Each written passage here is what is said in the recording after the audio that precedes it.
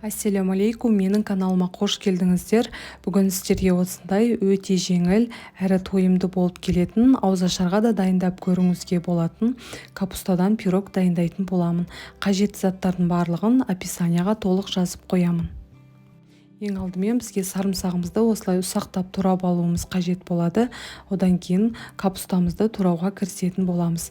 Егер сізде ескі капуста болатын болса, оны бұдан да жіңішкелеп тураңыздар, өйткені ол қаттырақ болып келеді. Қуырған кезде кішкене ұзақ қуырылатын болады. Ең бірінші қызып тұрған майымызға туралған сарымсағымызды салып, теркамыздан өткізілген сәбізімізді салып, кішкене яғни жұмсарғанша қуыратын боламыз.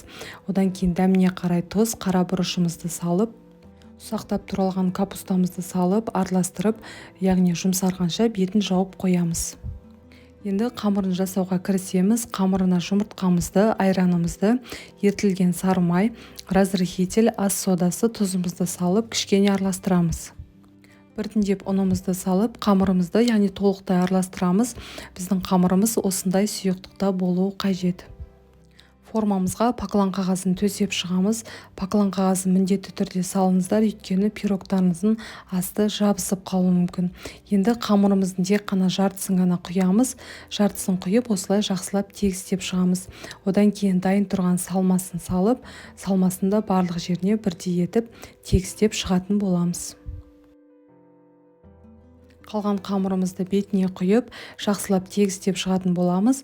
Одан кейін бетіне әсемдік үшін мен кунжут қолдандым.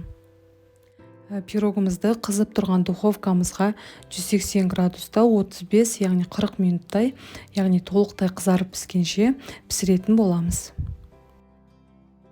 Өте оңай әрі қолжетімді заттардан тұратын, өте жеңіл, яғни ауызашарға да дайындап көріңізге болатын капустадан пирогымыз дайын болды. Өте дәмді болып шығады. Міндетті түрде дайындап көріңіз. Ұстаған оразаңыз қабыл болсын.